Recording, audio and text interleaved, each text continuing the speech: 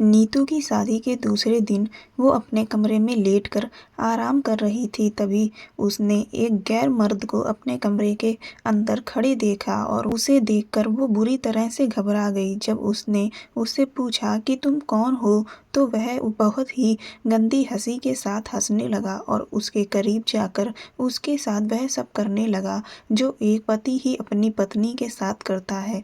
वो जब चीखी चिल्लाई तो उसका पति भी कमरे में आ गया और नीतू ने उससे कहा कि देखो यह मेरे साथ क्या कर रहा है, मुझे बचाओ। तो उसने नीतू से कहा कि अपना नाटक बंद कर और आज से तुझे यह सब करना है। और उसके बाद तो हर रोज नीतू का पति कमरे में 12 से 15 मर्दों को भेजने लगा। लेकिन क्यों? नीतू 22 साल की एक बहुत ही खूबसूरत लड़की है। वो अपने माँ बाप की एकलौती संतान है। वो हॉस्टल में रहकर अपनी पढ़ाई कर रही थी। एक दिन उसके पास उसकी मम्मी का फ़ोन आया और उन्होंने उससे कहा कि पापा ने उसकी शादी तय कर दी है। यह बात सुनकर तो नीतू के होश ही उड़ गए। नीतू ने अपनी माँ को समझाने की कोशिश की, अभी तो उसे नौकरी करनी है, वो इतनी जल्दी शादी नहीं करना चाहती। उसकी बात सुनकर उसकी मम्मी ने कहा कि वो अब कुछ भी नहीं कर सकती हैं। उसके पापा ने एक अच्छा लड़का देखकर उसका रिश्ता तय कर दिया है और शादी की तारीख भी फिक्स हो चुकी है। अब वह कुछ भी नहीं सुनेंगे, इसीलिए तुम्हें 2 दिन के अंदर अंदर ही यहाँ पर आना है और यह शादी चुपचाप कर लेनी है। नीतू ने अपनी माँ को समझाने की बहुत कोशिश की, लेकिन उन्होंने उससे कहा कि तुम तो जानती हो कि तुम्हारे पापा कितने सख्त इंसान हैं। अगर वह एक बार कोई फैसला कर लेती हैं तो फिर अपने फैसले के आगे किसी की भी नहीं सुनते, तो मेरी क्या सुनेंगे। इसीलिए अगर तुम चाहती हो कि तुम्हें अपने पापा के गुस्से का शिकार ना होना पड़े तो चुपचाप यह शादी कर लो बेटा। नीतू अपनी माँ की यह सारी बातें सुनकर रोने लगी। उसे अपनी माँ से ही तो उम्मीद थी कि वह उसका साथ देगी, लेकिन उन्होंने भी अपने हथियार डाल दिए थे। नीतू का रोना सुनकर उसकी माँ उसे समझाने लगी कि देखो बेटा, एक ना एक दिन तो शादी करनी ही है, तो फिर अब जब अभी अच्छा लड़का मिल गया है तो अभी शादी करने में क्या बुराई है। और फिर अगर नौकरी करने का सवाल है तो तुम अपने पति से इस बारे में बात कर लेना। हो सकता है शादी के बाद तुम्हारा पति तुम्हें नौकरी करने दे। आजकल के लड़कों की सोच तो वैसे भी काफ़ी मॉडर्न होती है। वह भी यह पसंद करते हैं कि उनकी पत्नियां नौकरी करें, अपने पैरों पर खड़ी हों। तो अब तो और भी तुम्हारे लिए अच्छा हो जाएगा। अभी तुम नौकरी करोगी तो हो सकता है तुम्हारे पापा इस चीज़ के लिए तुम्हें मना कर दें, लेकिन तुम तो जानती हो कि तुम्हारे पापा की सोच कैसी है। तो बेहतर यही होगा कि तुम शादी के बाद ही नौकरी करो, क्योंकि अगर तुम शादी के बाद यह सब करोगी तो तुम्हारे पापा का तुम पर कोई जोर नहीं होगा। फिर तो तुम्हारा पति जैसा चाहेगा तुम वैसा आराम से कर सकती हो। नीतू अपनी मम्मी की बातें सुनकर थोड़ी देर सोच में पड़ गई और फिर उसने फ़ोन रख दिया। नीतू की बेस्ट फ्रेंड मुस्कान, वह उससे पूछने लगी कि आखिर ऐसी क्या बात हो गई है कि वो इतना ज़्यादा रो रही थी। तो नीतू ने उसे सब कुछ बता दिया। उसकी बात सुनकर वह भी एकदम से दंग रह गई कि अचानक से इतनी जल्दी शादी, लेकिन क्यों। तो नीतू ने उसे बताया कि उसके पापा बहुत ही सख्त इंसान हैं और उनकी सोच भी काफ़ी पिछड़ी हुई है। वो अगर आज यहाँ हॉस्टल में पढ़ रही है तो वह सिर्फ उसकी माँ की वजह से ही पढ़ पा रही है, वरना नीतू के पापा तो उसे अकेले कभी भी दूसरे शहर में नहीं भेजते। उसकी फ्रेंड ने कहा, लेकिन अगर तुम शादी कर लोगी तो फिर तुम्हारे करियर को लेकर जो तुम्हारे सपने हैं वह तुम कैसे पूरा करोगी। तो नीतू की मम्मी ने उसे जो भी बातें समझाई थी वह सारी बातें अपनी फ्रेंड को उसने बता दी। तो उसकी फ्रेंड कहने लगी कि बात तो ठीक है, अगर शादी से पहले तुमने नौकरी करने की कोशिश की और जैसा कि तुम बता रही हो कि तुम्हारे पापा बहुत ही पिछड़ी सोच के हैं, तो हो सकता है वह तुम्हें नौकरी ही ना करने दें, तो फिर फ़ायदा ही क्या होगा। इससे अच्छा तो यही है कि शादी तो तुम्हें करनी ही है, और अगर इसी समय अच्छा लड़का मिल रहा है तो तुम शादी कर लो और उसे अपनी जो भी ख्वाहिश है उनके बारे में पहले से ही बता देना और उसकी इन सब चीज़ों पर क्या सोच है वह भी अच्छे से जान लेना, तो तुम्हारे लिए भी सबसे अच्छा रहेगा। उस रात नीतू को ठीक से बेचैनी के कारण नींद ही नहीं आई, क्योंकि अब उसे शादी करने को लेकर दुख तो नहीं हो रहा था, लेकिन ठीक से वो खुश भी नहीं हो पा रही थी, क्योंकि शादी एक बहुत बड़ी जिम्मेदारी होती है और यह फैसला बहुत जल्दबाजी में उसके मम्मी पापा ने उसके लिए कर दिया था, जिसके लिए वो मानसिक रूप से बिल्कुल भी तैयार नहीं थी। लेकिन फिर भी उसकी मम्मी की बातें का उसके दिमाग पर काफ़ी ज़्यादा असर हुआ, जिसकी वजह से वो धीरे धीरे खुद को शादी के लिए मन से तैयार करने लगी। अगले ही दिन वो अपना सामान पैक करके घर पहुंच गई। जब वो घर पहुंची तो वहाँ शादी की तैयारियां शुरू हो चुकी थीं। पूरे घर को खूब अच्छे से सजाया जा रहा था। उसे देखकर उसकी मम्मी बहुत ज़्यादा खुश हो गई। उसके बाद एक दुल्हन की खूबसूरती को सजाने संवारने के लिए जो भी चीज़ें की जाती हैं वह सभी अब नीतू ने शुरू कर दी थी। उसने अपनी मम्मी से कहा भी कि पहले मुझे मेरे होने वाले पति से मिलवा तो दीजिए, तो उन्होंने कहा कि अब जो भी मिलना मिलाना है वह सब शादी के बाद करना, क्योंकि अब बहुत ज़्यादा समय नहीं है, अगले हफ्ते ही तुम्हारी शादी है और अभी बहुत सारी तैयारियां उन्हें करनी है, काफ़ी सारी रस्में बाकी हैं। नीतू ने सोचा सगाई वाले दिन वो अपने पति से बात करने की कोशिश करेगी, लेकिन ऐसा मुमकिन ही नहीं हो पाया, क्योंकि उसे उसके होने वाले पति के साथ अकेला रहने का बिल्कुल भी मौका ही नहीं मिला। हालांकि एक बात थोड़ी अजीब थी कि उसके पति की तरफ से और उसकी तरफ से जो रिश्तेदार थे उनकी संख्या बहुत ही कम थी। जब उसने इस बारे में अपनी मम्मी से पूछा तो उन्होंने कहा कि दरअसल सब कुछ इतनी जल्दबाजी में हो रहा है, इस वजह से बहुत ज़्यादा लोग आ ही नहीं पा रहे हैं।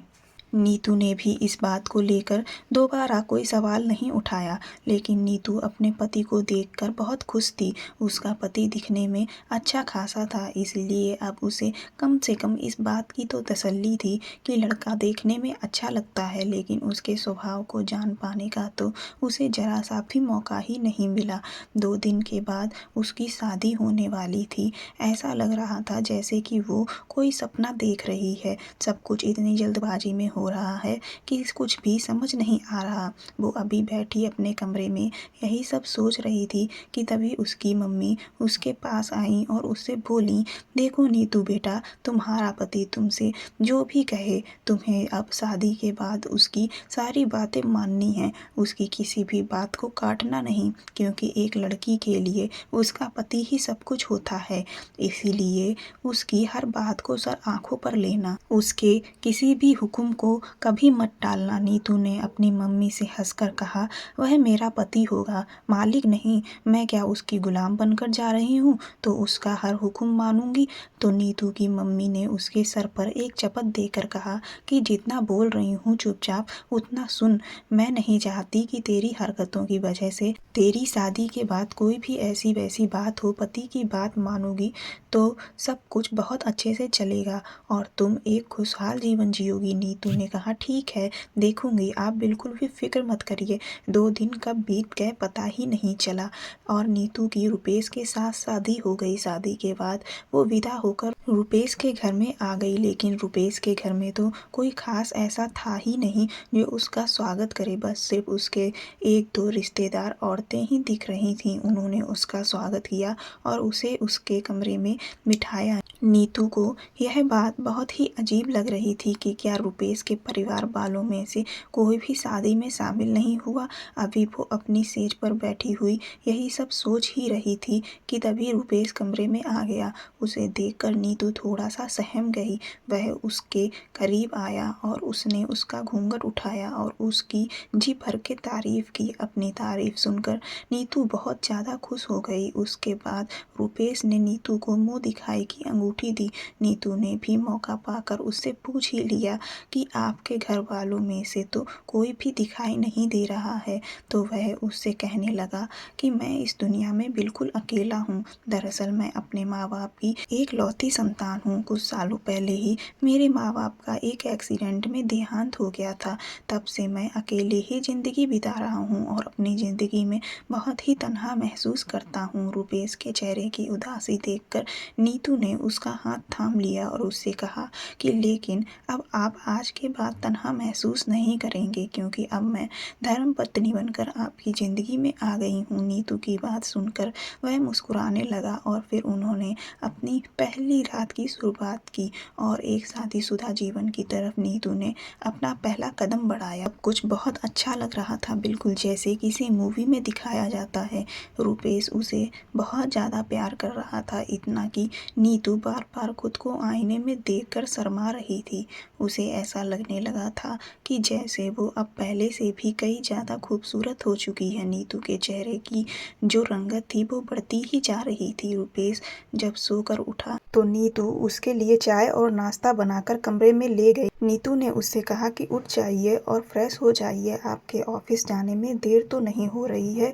उसकी बात सुनकर रुपेश पहले थोड़ा सा हैरान हुआ, उसके बाद बोला, तुम ऑफिस की चिंता मत करो, मैंने ऑफिस से छुट्टी ले रखी है। नीतू ने कहा, यह तो बहुत ही अच्छा हुआ, अब हम कुछ दिनों के लिए अपनी नई शादीशुदा ज़िंदगी को खूब अच्छे से एंजॉय करेंगे और कहीं घूमने के लिए चलेंगे। रुपेश ने उसकी बात सुनकर हामी भर दी। अगले दिन शाम को रुपेश कहीं बाहर गया हुआ था। नीतू को थोड़ी सी थकान लग रही थी, इसीलिए वो अपने कमरे में चुपचाप बिस्तर पर लेटी हुई थी। तभी उसे ऐसा लगा कि उसके कमरे में कोई आया है। उसे लगा कि शायद रुपेश आया होगा, इसीलिए वो तुरंत ही खुश होकर उठकर बैठ गई। लेकिन वो जैसे ही पलटी तो बुरी तरह से घबरा गई, क्योंकि उसके सामने एक अनजान आदमी खड़ा हुआ था। वो अचानक से हड़बड़ा गई और उसने उससे पूछा कि आप कौन हैं और यहाँ मेरे कमरे में क्या कर रहे हैं। तो वह बहुत ही अजीब सी मुस्कुराहट के साथ उसे घूर घूर कर देखने लगा। नीतू को कुछ भी समझ नहीं आया कि अचानक से ना जाने कौन उसके कमरे में घुस आया है। उसके बाद तो वह उसकी तरफ आगे बढ़ने लगा। नीतू ने उसे चेतावनी दी कि अगर तुम मेरे करीब आए तो अच्छा नहीं होगा, लेकिन उस पर तो उसकी किसी भी बात का कोई भी असर नहीं हो रहा था। वह धीरे धीरे नीतू की तरफ कदम बढ़ाने लगा और बिस्तर पर उसके बहुत ही करीब आकर बैठ गया और फिर उसने अपना हाथ नीतू की तरफ बढ़ाया और नीतू के साथ गलत तरीके से पेश आने लगा। नीतू बुरी तरह से चीखने चिल्लाने लगी और उससे अपने आप को छुड़ाने लगी। तभी पीछे से रुपेश कमरे में आया और उसे देखकर वो तुरंत ही रोते हुए उसका नाम लेकर चिल्लाई। नीतू ने कहा, रुपेश, मुझे इस इंसान से बचाइए, यह मेरे साथ गलत काम करने की कोशिश कर रहा है। इतना कहने के बाद नीतू ने जो देखा और सुना, उसे सुनकर तो उसके पैरों तले की जमीन ही निकल गई। रुपेश उसे बचाने की जगह खड़े होकर मुस्कुरा रहा था। नीतू ने उनसे कहा कि आपको शर्म नहीं आती, आपके सामने आपकी पत्नी के साथ कोई इस तरह से कर रहा है और आप हैं कि खड़े खड़े मुस्कुरा रहे हैं। तो वह कहने लगा कि चुपचाप जैसा कहा जा रहा है वैसा कर, अगर ज़्यादा नाटक किया तो बहुत बुरा अंजाम होगा। उसकी यह बात सुनकर तो नीतू के होश ही उड़ गए। उसे कुछ भी समझ नहीं आया कि आखिर यह सब हो क्या रहा है। उसके बाद रुपेश तो बाहर से दरवाज़ा बंद करके चला गया और नीतू बेचैनी से अंदर तड़पती रही और उस आदमी ने उसके साथ जो अपनी मर्जी थी वह पूरी कर ली। नीतू की हालत बहुत ख़राब हो चुकी थी। जब वह आदमी चला गया तो उसके जाने के थोड़ी देर बाद रुपेश कमरे में आया और उसके पास बैठकर उसका हाथ पकड़कर उसे सहलाने लगा। नीतू ने झटके से उससे अपना हाथ छुड़ाया और उसे खूब खरी खोटी सुनाई, लेकिन उस पर तो नीतू की किसी बात का कोई असर ही नहीं था। नीतू ने कहा कि तुम्हारे जैसा बेशरम आदमी मैंने आज तक नहीं देखा, आखिर तुमने मेरे साथ यह सब क्यों किया। तो रुपेश उससे कहने लगा कि यह तो अब तुम्हें रोज करना पड़ेगा, आखिर यह घर कैसे चलेगा, हम दोनों का पेट पालने के लिए तो यह सब काम करना ही पड़ेगा। उसकी यह बात सुनकर नीतू दंग रह गई। उसने कहा, क्या मतलब है आपका, यह घर तो आपकी कमाई से चलेगा। तो वह हंसकर कहने लगा कि मेरी कमाई, मेरी कौन सी कमाई, मैं तो कहीं कोई काम ही नहीं करता हूँ। अब तो नीतू को ऐसा लगने लगा कि जैसे एक के बाद एक ऐसी चीज़ें हो रही थीं जिस पर उसे यकीन ही नहीं हो रहा था। उसने कहा, तो इसका मतलब आप ऑफिस नहीं जाते हो। तो वह जोर से हंसने लगा और बोला, कौन सा ऑफिस, किसका ऑफिस, मैं तो आज तक कभी स्कूल भी नहीं गया तो ऑफिस क्या जाऊंगा। अब तो नीतू को ऐसा लगने लगा कि उसके साथ कितना बड़ा फ्रॉड हुआ है। नीतू ने कहा, इसका मतलब तुमने मुझे और मेरे माँ बाप को धोखा दिया है। तो वह कहने लगा, धोखा और मैंने दिया है, यह तो वक्त ही बताएगा कि किसने किसको धोखा दिया है। नीतू ने उससे कहा, मैं तुम्हें छोड़ूंगी नहीं, तुम्हारे खिलाफ पुलिस में रिपोर्ट दर्ज करवाऊंगी। तो वो उससे बोला कि जब इस घर से निकल पाओगी तब तो पुलिस में रिपोर्ट दर्ज कराओगी।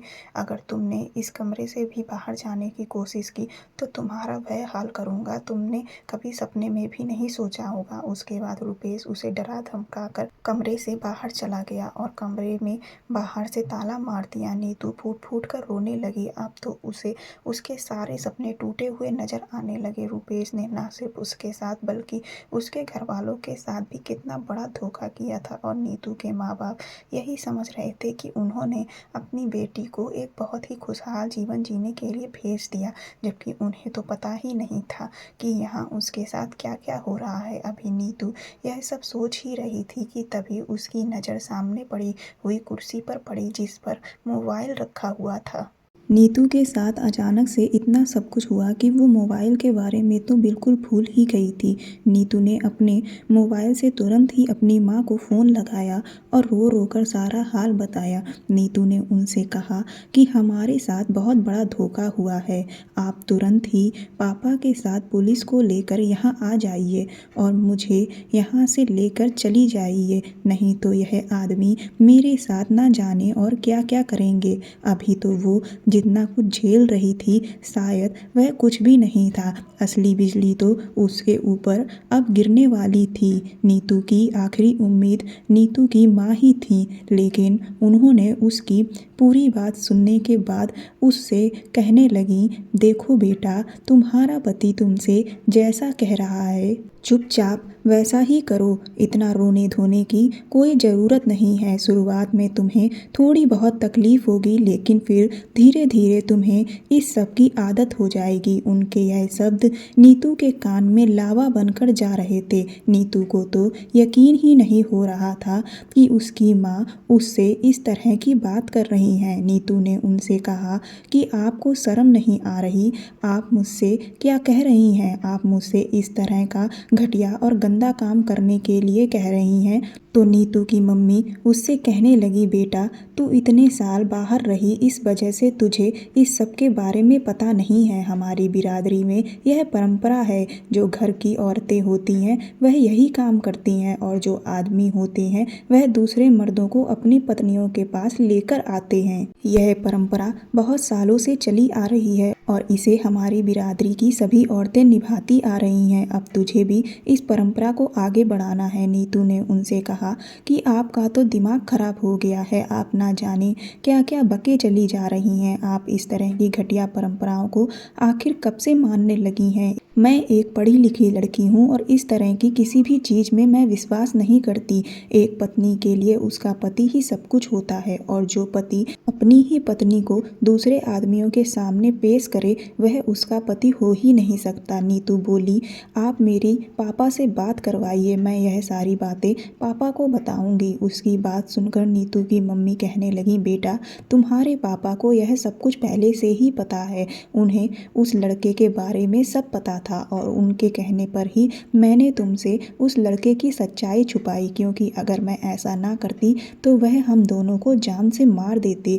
अब तो नीतू को कुछ भी समझ नहीं आ रहा था कि आखिर यह सब हो क्या रहा है। वो फूट फूट कर रोने लगी। उसने कहा कि आखिर आप कहना क्या चाह रही हैं, क्या आप और पापा दोनों ही इस सब में मिले हुए हैं, आप मुझसे किस जन्म का बदला निकाल रही हैं। नीतू की बात सुनकर उसकी मम्मी कहने लगी कि बेटा जो तुझे आज करना पड़ रहा है वो तो मैं सालों पहले ही करती चली आ रही हूँ। अगर तुझे याद हो तो मैं भी यही सब करती आ रही हूँ, इसीलिए तो तेरे पापा भी कहीं काम पर नहीं जाते थे। नीतू ने अपनी मम्मी की बात सुनकर अपनी याददाश्त पर जोर देना शुरू किया तो उसे अपने बचपन की कुछ चीज़ें याद आना शुरू हुई, जिसमें वो अक्सर यह देखा करती थी कि उसके घर में बहुत बहुत सारे आदमी आते थे जो नीतू की मम्मी के साथ एक कमरे के अंदर चले जाते थे और फिर नीतू की मम्मी दरवाजे को बंद कर लेती थी। अगर नीतू कभी अपनी मम्मी के साथ कमरे में जाने की जिद करती तो उसके पापा उसे 2-4 थप्पड़ लगाकर बाहर खेलने के लिए भेज देते थे। जब नीतू ने यह सब बातें अपनी मम्मी से दोहराई तो वह कहने लगी कि इसीलिए मैंने तुझे तेरे पापा से जिद करके हॉस्टल में पढ़ने के लिए भेज दिया, क्योंकि तू अब बड़ी होने लगी थी और बहुत सारे सवाल जवाब करने लगी थी और मैं नहीं चाहती थी कि तुझे अपनी माँ की सच्चाई उस वक्त पता चले और तेरे ऊपर भी इन सब चीज़ों का गलत असर पड़े। इसीलिए नीतू की माँ ने उसके पापा के आगे हाथ पैर जोड़कर कैसे भी करके उनको मना लिया ताकि नीतू को हॉस्टल भेज पाए। नीतू ने कहा कि अगर आपने मुझे उस वक्त उन सब चीज़ों से बचा लिया तो फिर अभी क्यों नहीं बचाया। तो नीतू की माँ भी उसके साथ साथ रोने लगी और बोली, बेटा मैंने कोशिश तो बहुत की, लेकिन तेरे पापा अपनी परंपराओं को लेकर बहुत ही सख्त हैं। उन्होंने उस वक्त तो मेरी बात मान ली थी, लेकिन अब उन्होंने साफ साफ कह दिया था अगर मैंने तुझे यहाँ बुलवाकर तेरी शादी नहीं की तो वह यहाँ पर मेरी जान ले लेंगे और वहाँ तेरे हॉस्टल में पहुँचकर तेरी जान ले लेंगे। और नीतू की माँ के लिए उनकी बेटी की ज़िंदगी से बढ़कर कुछ भी नहीं था, इसीलिए उन्होंने उससे झूठ बोला, उसे यहाँ बुला लिया और उसकी शादी करवा दी। अगर हो सके तो माफ़ कर देना। नीतू की माँ ने नीतू से कहा, मजबूर हूँ। नीतू बोली, आपने तो मुझे जीते जी ही मार दिया, आपको नहीं पता आपने मुझे किस नर्क में धकेल दिया। तो उसकी माँ कहने लगी, मैंने कहा ना बेटा, कुछ दिन तुझे बहुत तकलीफ़ होगी, बहुत बुरा लगेगा, लेकिन फिर धीरे धीरे तुझे इन सब चीज़ों की आदत हो जाएगी। मेरी बात मान, यही अपनी किस्मत समझकर सब कुछ स्वीकार कर ले और इसी में खुश रहना सीख ले। उसके बाद उसकी माँ ने फ़ोन रख दिया। फ़ोन रखते ही रुपेश कमरे में अंदर आया और एक बार फिर से ज़ोर ज़ोर से हंसने लगा और बोला, देखा मैंने पहले ही कहा था ना कि असली धोखा किसने दिया है, यह तो तुम्हें अभी पता ही नहीं। तुम क्या समझ रही थी कि तुम्हारे घर वालों को क्या मेरी कोई सच्चाई पता नहीं है। इसीलिए अब चुपचाप से मैं जैसा कहता हूँ वैसा करती जाओ, वरना अंजाम बहुत बुरा होगा। उसके बाद रुपेश ने नीतू से उसका मोबाइल छीन लिया। उस दिन के बाद से नीतू की ज़िंदगी किसी नरक से भी बदतर हो गई, क्योंकि उसका पति हर दिन उसके कमरे में 12 से 15 मर्दों को भेजता। वह सब एक एक करके उसके साथ जुल्म करते। उसकी हालत किसी जिंदा लाश की तरह हो चुकी थी। उसके दिमाग ने भी काम करना पूरी तरह से बंद कर दिया था। वहाँ वो बुरी तरह से रोती चीखती चिल्लाती, लेकिन ऐसा कोई भी नहीं था जो उसकी पुकार सुनता। उल्टा वो जब भी रोती गिड़गिड़ाती तो रुपेश ठहाका मारकर किसी राक्षस की तरह हंसता। वह उसके साथ गलत काम करवा कर खूब पैसे कमा रहा था और इधर उसकी जान धीरे धीरे निकल रही थी। धीरे धीरे यह सब करते हुए 1 महीना बीता जा रहा था और उसका शरीर बहुत ही ज़्यादा कमज़ोर हो चुका था, क्योंकि वो यह सब अभी भी अपनी खुशी से नहीं कर रही थी, जिस वजह से रुपेश उसे सजा देने के तौर पर पेट पर खाना नहीं दे रहा था। उसका कहना यही था कि जिस दिन से वो खुशी खुशी यह सब करने को तैयार हो जाएगी वह उसे पेट पर खाना देगा और ठीक से रखने लगेगा। लेकिन नीतू इस सब को किसी भी हाल में स्वीकार नहीं कर सकती थी। उसकी हालत बुरी होती चली जा रही थी। जब उसने आईने में अपने चेहरे को देखा तो उसे हॉस्टल वाली नीतू याद आने लगी, जो कितनी विश्वास से भरी हुई लड़की थी, जो अपने पैरों पर खड़े होकर जीना चाहती थी। लेकिन आज उसके सारे सपने टूटकर बिखर चुके थे और वह एक बंद कमरे में ही कैद होकर रह गई थी। नीतू को कोई रास्ता समझ ही नहीं आ रहा था। उसने कई बार कोशिश की उसके हाथ किसी का तो फ़ोन लग जाए, लेकिन वो इस चीज़ में सफल ही नहीं हो पा रही थी। फिर एक दिन तो उस पर कयामत ही टूट पड़ी जब उसका पति एक साथ 5 आदमियों को उसके कमरे में लेकर आया और कहने लगा कि आज तुम्हें इन्हें एक साथ खुश करना है। अब तो नीतू को ऐसा लगा जैसे उसकी आत्मा उसके शरीर से ही निकल गई। वो बस रोए चली जा रही थी, उनके आगे हाथ जोड़ रही थी, लेकिन उन सभी के चेहरों पर दरिंदगी के अलावा और कुछ नहीं दिख रहा था। नीतू ने अपनी आंखें बंद कर लीं और अपनी किस्मत को कोसने लगी, क्योंकि अब नीतू सिर्फ अपने लिए मौत ही चाह रही थी, क्योंकि उसे इस सब से निकलने का कोई रास्ता नज़र नहीं आ रहा था। उसके बाद वह सब नीतू के साथ अपना खेल खेलना शुरू करने ही लगे थे, तभी अचानक से कुछ ऐसा हुआ जिसकी उसने कल्पना भी नहीं की थी। किसी ने दरवाजे पर इतनी जोर से लात मारी कि दरवाज़ा टूट गया और वह पांचों आदमी घबरा कर खड़े हो गए और तभी कमरे में पुलिस आई और उन सबको गिरफ्तार कर लिया। उसे तो समझ ही नहीं आ रहा था कि अचानक से यह क्या और कैसे हुआ। नीतू अभी ज़मीन पर बेसुध सी पड़ी हुई थी कि तभी उसके सामने जो शख्स दिखा, उसे देखकर अचानक उसके शरीर में फुर्ती आ गई। सामने उसकी सहेली मुस्कान खड़ी हुई थी। वो तुरंत ही भागकर उसके गले से लग गई। नीतू को समझ ही नहीं आ रहा था कि वह अचानक यहाँ कैसे आ गई। पुलिस उसके पति और उन सभी आदमियों को पकड़ ले गई और उन्होंने नीतू के सारे बयान दर्ज करवाए। जब सारी चीज़ें हो गईं तब मुस्कान और नीतू वापस रुपेश के घर में आ गए। नीतू ने मुस्कान से कहा कि तुमने आकर मुझे कैसे बचा लिया, तुम्हें इस सब के बारे में आखिर कैसे पता चला। तो मुस्कान ने कहा कि दरअसल मैं तुम्हारी शादी के टाइम तो आ नहीं पाई थी, इसीलिए मैंने सोचा कि अब चलकर तुमसे मिल लूँ। मैंने तुम्हारा फ़ोन बहुत ट्राई किया लेकिन तुम्हारा फ़ोन स्विच ऑफ ही आ रहा था। फिर मुझे लगा कि चलो चलकर एक बार तुम्हारे घर देखते हैं कि तुम वहाँ हो या नहीं। अगर नहीं होगी तो तुम्हारे ससुराल जाकर ही तुमसे मिल लूँगी। जब मैं वहाँ पहुँची तो तुम वहाँ वाकई में नहीं थी। मैंने थोड़ी बहुत बातचीत तुम्हारी मम्मी से की, उसके बाद मैं वहाँ से निकलने लगी। जब मैं वहाँ से चलने लगी तो तुम्हारी माँ के चेहरे पर मुझे एक अजीब सी परेशानी नज़र आई। तो मैंने उनसे उसका कारण पूछा लेकिन उन्होंने मुझे उस वक्त कुछ भी नहीं कहा। उनके चेहरे के हाव भाव देखकर ऐसा लग रहा था जैसे वह तुम्हारे पापा के सामने कुछ नहीं कहना चाहती। जब वह मुझे बाहर गेट पर छोड़ने आई तो उन्होंने मेरे हाथ में एक चिट्ठी पकड़ा दी।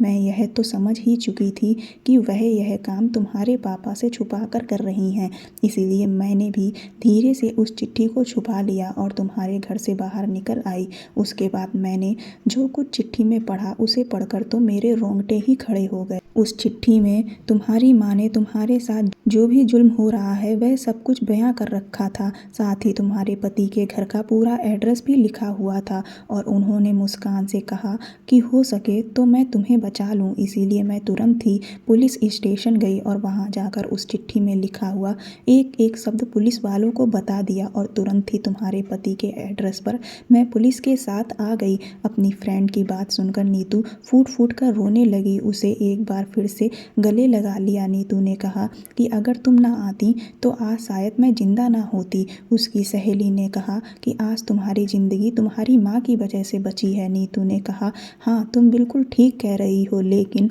अगर आज मैं इस जाल में फंसी थी तो वह भी उनकी वजह से ही। लेकिन फिर भी मैं उन्हें दोष नहीं दूंगी क्योंकि वह भी मेरे पापा की सख्ती की वजह से मजबूर थी। उसके बाद नीतू अपनी सहेली के साथ वापस हॉस्टल लौट गई और उसने जल्द ही एक बहुत अच्छी नौकरी ढूंढ ली। 2 साल तक उसने खूब कड़ी मेहनत की और अपने पैसों के दम पर नीतू ने एक छोटा सा फ्लैट खरीद लिया। और इन 2 सालों में ना तो नीतू ने कभी अपनी माँ से बात की और ना ही कभी वो उनसे मिलने के लिए गई। लेकिन अब वह वक्त आ चुका था जब नीतू अपनी माँ को भी उस दलदल से बचा कर लेकर आए, क्योंकि अब वो अपने पैरों पर खड़ी थी और उसके सर पर अपने खुद के पैसों की कमाई हुई छत थी। इसीलिए एक दिन चुपचाप जाकर नीतू अपनी माँ को भी अपने साथ दूसरे शहर ले आई। आज नीतू और उसकी माँ एक खुशहाल जिंदगी जी रहे हैं। दोस्तों, हमारे समाज में आज भी कई ऐसे राज्य हैं जहां ऐसी कई परंपराएं हैं जिनकी वजह से महिलाओं का बहुत ज़्यादा शोषण किया जाता है। इस समाज को चलाने के लिए जितना ज़रूरी पुरुषों का होना है उतना ही ज़रूरी महिलाओं का होना भी है। इसलिए उन्हें इज्जत और सम्मान दें और एक ऐसे समाज के निर्माण की कोशिश करें जहां पर महिलाएं सुरक्षित रह सकें और जो परंपराएं इंसानियत जीवन के लिए घातक हैं उनको सिरे से नकार दें। अगर कहानी पसंद आई हो तो मेरे चैनल को सब्सक्राइब कर दें, वीडियो को लाइक कर दें। धन्यवाद।